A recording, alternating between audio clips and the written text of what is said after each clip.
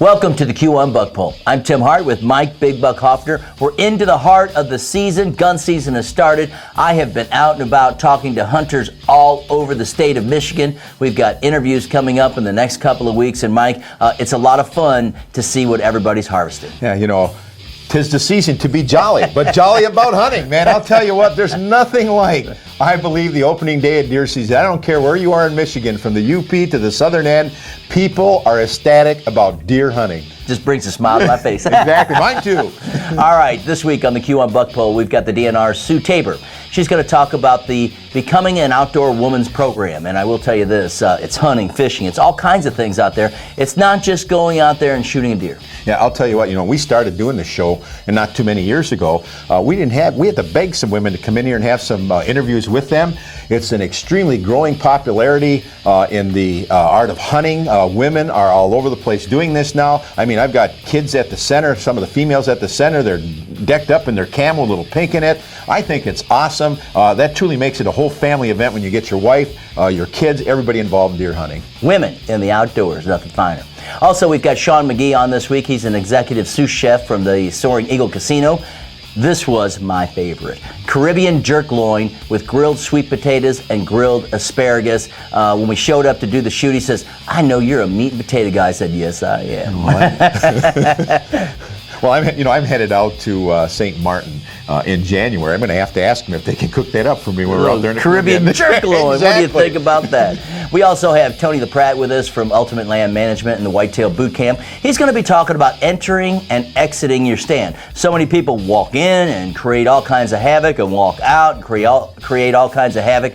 Well, Tony is going to talk to us about what you can do to have more success. Yeah, I think that's another interesting tactic. As a matter of fact, a friend of mine allowed me to go bow hunting on his property for the last time this past weekend. He took me into one of his favorite spots, and that's a spot that he strategically worked on so I could get in and out of there without making a lot of noise. A strategist. Stay with us. We got more coming up.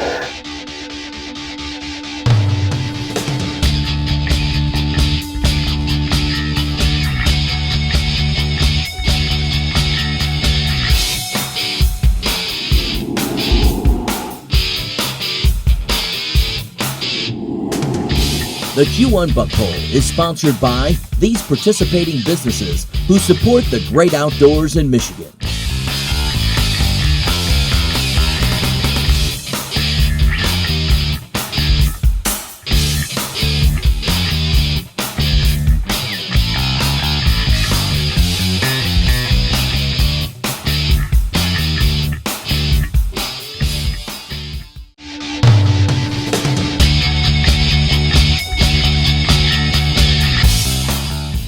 Back here on the Q1 Buck Poll, and before we show you some big bucks here on the Q1 Buck Poll, go to q1buckpoll.com and you can check out all the deer that have been registered in the contest. You can see past TV shows. You can catch all the recipes, like today's recipe will be online. And Mike, people are registering all over the state, and now that gun season is here, watch out because there's going to be a lot of deer in the contest. Yeah, well, I'll tell you what, it's been a fun season, and even for me this year, it's been amazing how many people have contacted me about the registration piece, and so I've actually done some myself. So with that being said, buddy, let's start it going with Anthony Green with a 12-pointer from Ceresco. His score was 48 3/4.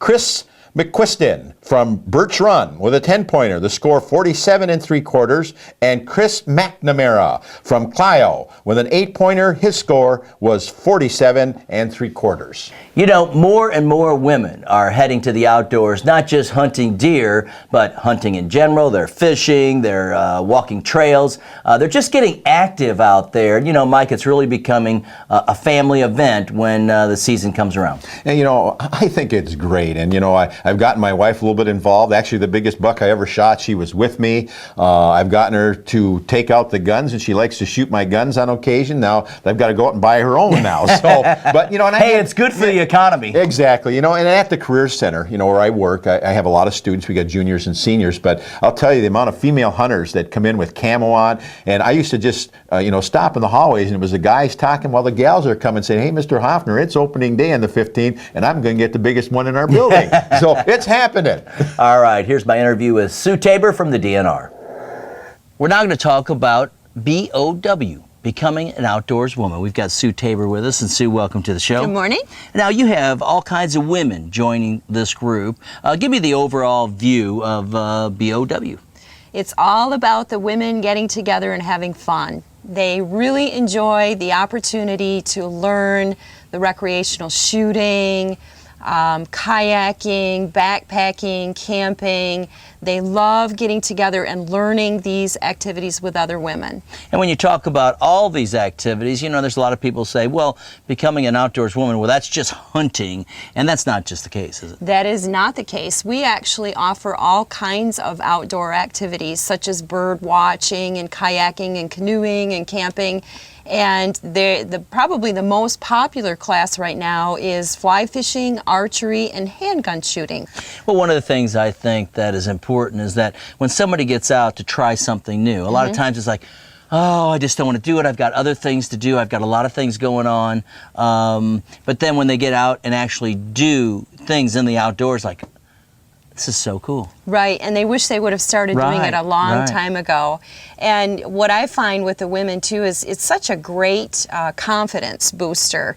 You know, I see women come particularly to the shooting classes, and you know, they're nervous. They're a little bit nervous, and that's fine. But they take that first shot and you can just see it all over their face. It's just the fear goes away and it's like, wow, this is fun. I want to do this again. And of course, the retailers really love this program because a lot of these women are going to out to purchase either firearms or bows or fly rods, so the retailers are really enjoying the program as well. Now, how does somebody get involved in becoming an outdoors woman, and what age? 18 is usually our age for most of the events, but we do try to offer a lot of events where they're encouraged to bring youngsters as well, especially with the archery and some of those classes. To find out more about the bow program, they just need to go to the webpage, which is www.michigan.gov/BOW. All right. And there's where you can get all your information. Sue, thanks for being with us here today. Thank you. All right, talking about the BOW program, Becoming an Outdoors Woman. I'm Tim Hart, and you're watching the Q1 Buck Poll.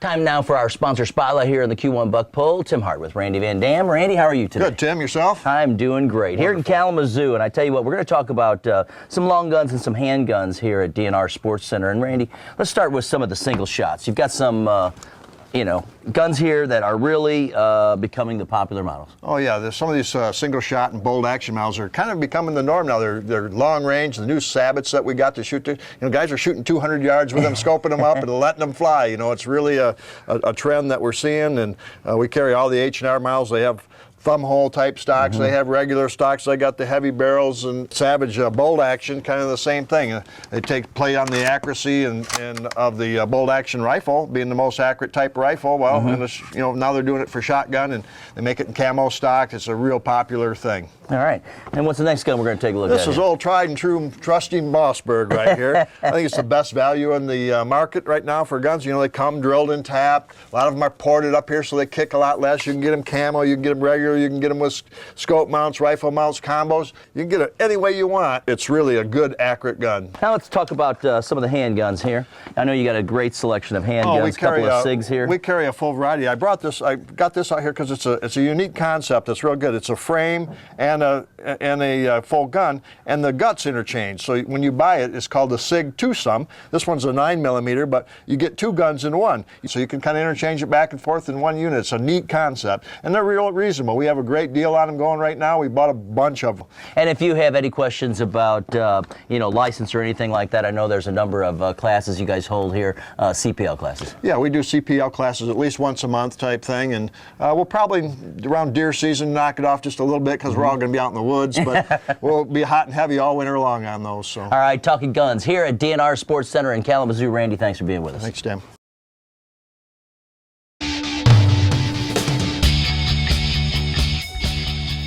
Well, before we head to the Soaring Eagles kitchen with Sean McGee, we've got more bucks right here on the Q1 Buck Poll. All right, to start that cooking off, we got to bring in the bucks and the does. So let's start out with Brandon Hammond's 14-pointer from Coldwater. Listen to the score, 52. Then we had Rainey Johnson from Sherwood, Michigan with a 10-pointer. His score, 49.5. And Jeremy Rubley from Brunson, Michigan, 11-point buck. The score 49.5.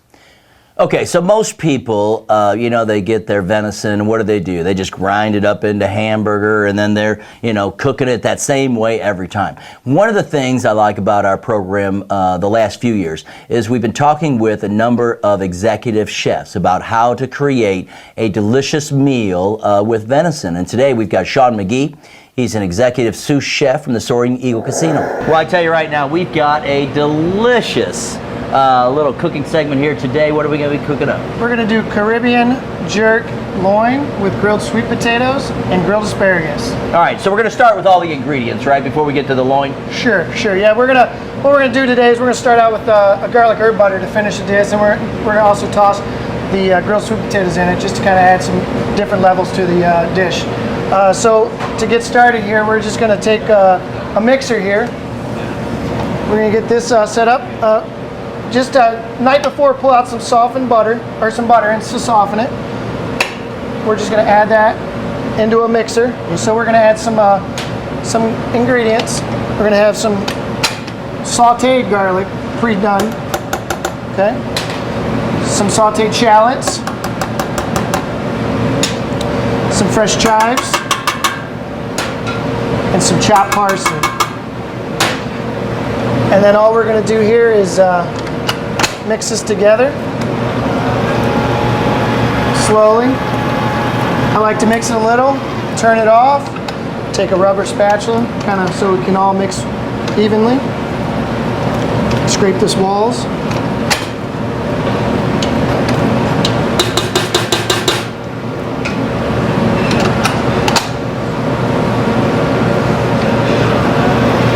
Only takes a few seconds. So but you want to do this maybe the day before you're going to actually do the dish, just so it can be in the fridge and firmed back up, because otherwise it's going to be really soft. Right. All right, so now we're going to blanch the asparagus. Correct. We're going to start out with some boiling water, and we're going to season that with some salt. And the reason why you do that is salt will help preserve the nice green color of asparagus. Okay. So basically we're going to just take the asparagus. We've already cleaned up the ends. I'm going to drop that into the hot water. This process is only going to take about a minute and a half. Once asparagus starts turning nice and green, you want to remove from the hot water and go right into some ice water. Okay. And that's going to stop the cooking process to allow us to grill it later so it still has a nice bite to it. All right, so we're just kind of prepping it right now. Correct. Before we grill it to finish the cooking. Absolutely, yep, correct.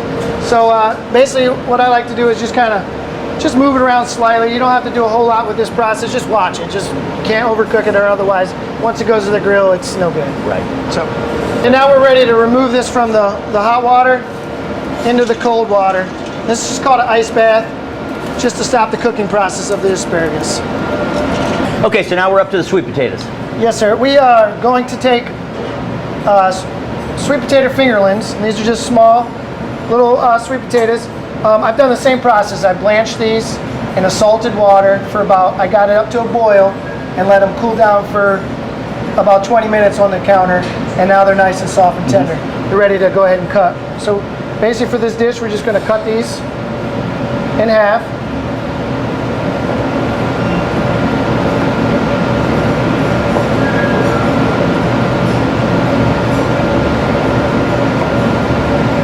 And we're getting ready to go to the grill for this. We're going to take these sweet potatoes, we're going to add them into a bowl.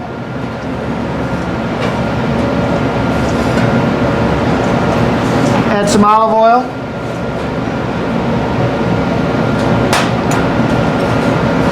Salt. And some cracked pepper. Okay, you saw us prep these potatoes. Now we're just going to add them right to a hot, clean grill. This process will not take long because we've already blanched these ahead of time. And we're going to have skin side up on these? Yeah, we're going to start with the skin side up, and then once we get some nice color and some good grilled flavor on those potatoes, we're going to flip them over. And then as those are going, also we can start the asparagus. We're going to start with a little olive oil, a little salt and pepper. Just enough to coat them lightly. Then we're gonna grill that up. Okay, here goes the fun part. We're gonna get our venison loin ready. I like to cut it pretty thin slices because I don't want to cook it too long, to make sure that they don't get overcooked. Basically at this point, lay your meat out. And we're gonna season this with some jerk seasoning. You buy this at your local grocery store. Same with the regular spices. You're going to season both sides then, right? Absolutely. And don't be shy with this. There's nothing really spicy in here. Just a lot of great flavors.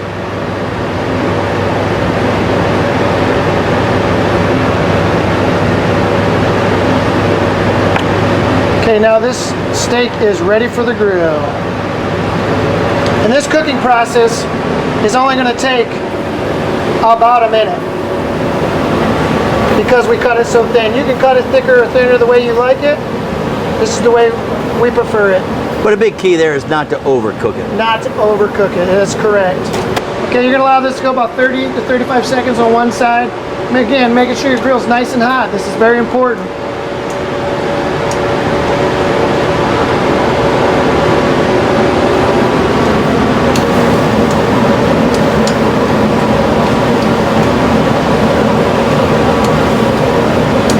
Just flip that.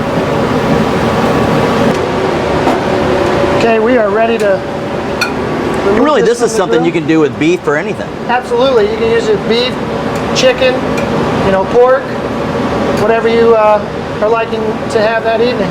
Just added some of the garlic herb butter to a pan and gently heated that up. Squeeze some lime juice in there to kind of keep it together so it doesn't break and look like oil. Okay. So now we're ready to go ahead and start this dish. Finish this dish off. We're going to take some grilled sweet potatoes.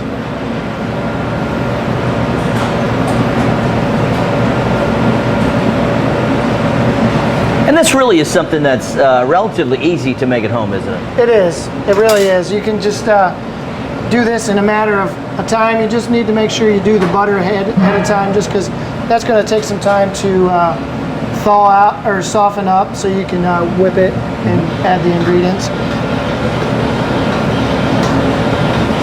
Now we're going to finish the dish with some grilled asparagus. You know, it's like an artist at work right here. You know that, right?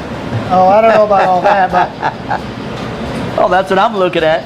then we just take a little bit of this garlic herb butter, we melt it down with some lime juice, and just toss that over that. You know, some people might just like to dump the whole thing on there. You know that, right? Absolutely. Hey, whatever Whatever you like.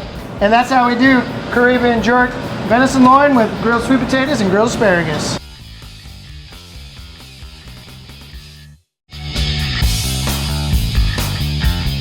There are certain keys to having success when you're going out in the woods. It's just not a matter of, okay, I'm at my tree stand, where's the deer? I'm going to shoot them. Entering and exiting are vital to your success out there. Tony LaPrade is with us today. But before we talk to Tony, we've got Big Buck Hoffner with some more deer. Let's start out with Robert Sipsish from Milford with a 12-pointer, the score 52.63. Chris Russ with an 11-pointer, the score 56.5. Dale Disbro from Coldwater, Michigan shot a nice 15-pointer, the score 55. And Austin Weeman from Hillsdale, 16-pointer, the score 57.5. And we're getting more and more deer in here on the Q1 buck pull. You know, we had a surge and then a little bit of a slow period, I think, with the rainy weather and the weather change. But I will tell you that we've got a lot of deer that came in from opening day and really opening weekend. And, you know, Mike, I was all over the state. And in the next couple of weeks, we're going to be talking to some of those people that have harvested some deer. Yeah, you know, if you just look at the last couple of weeks in general, I mean, I've been out. I haven't been out like I wanted to be out. But I'll tell you, the rut did kick in, and I saw a lot of bucks chasing does. Unfortunately, they just didn't come by my stand. Well, let's hope they do come to your stand, because I'm going to be with you coming up over the Thanksgiving weekend, and we need to show a buck. Yeah, well, you know, first or a time, doe or whatever. I'll tell you, the first time, Tim, for me, in 35 years, I went over during bow season. So I'm going to have to go out second bow season just to see if I can get a deer. But I'll tell you what, this is the first time ever I'm going to go out during gun season, but instead of taking my gun, I'm taking a muzzleloader. How about that? All right. How do you enter and exit your stand? Here's Tony LaPrette. This week I'd like to discuss entering and exiting. In my opinion, it's the #1 problem facing most deer hunters in the United States. Guys, what happens is when you're going in, you need to remember a few things. If it's light out, you need to be in the most open area you can be. It's simple as this. When it breaks daylight, the deer head into thick cover to hide from man. So now, if you're walking in the afternoon, you want to be in the food plots, you want to be in the field edges, you don't want to be near any thick cover because that's where the deer are. Now, you set in your stand that evening, the deer come out. Now, when you leave, the worst place to walk is in open areas because that's where the deer are planning on spending their night. Because now they need to get out of thick cover and be in a wide open area so the coyote cannot sneak up on them. So now if you try to walk along a field edge, you're going to be bumping a ton of deer. So what you need to do is go in thick cover to leave. Walk through thick cover leaving, open areas going in. Here's what's going to happen if you're not paying attention to details entering and exiting. If you look at your watch, use this as a system this fall. You go out hunting on the first day, you'll have deer in your food plot by 3 o'clock in the afternoon, okay? Now you walk out that night and bump them deer. The next day, watch your watch and you'll take off 45 minutes to an hour. They come out at 4 o'clock. Now the third day, they're coming out the last hour of daylight. What this does is the buck always lets the does lead the way, and now he becomes nocturnal because the does are being pushed back. The key to great deer hunting is keep your does in the field 2 to 3 hours before it gets dark, and you'll have great deer hunting, and especially big bucks in front of your stand with great light. And that's the tip of the week from Tony LaPrette. All right, for Mike Big Buck Hoffner, I'm Tim Hart. Thanks for watching this week's edition of the Q1 Buck Poll. Remember, whenever you're out in the woods, stay safe. That's all you do is just show up and do your job today, and you can't even do that. Well, you know what? There's some days you're on it, and some days you're not. We're Donald Trump, and we need him. You're fired. All right, well, let's see what you got there, Mr. I can handle it, man. All right, here we go. I can handle it. Let's do this. We Just got so big you know. deer and more.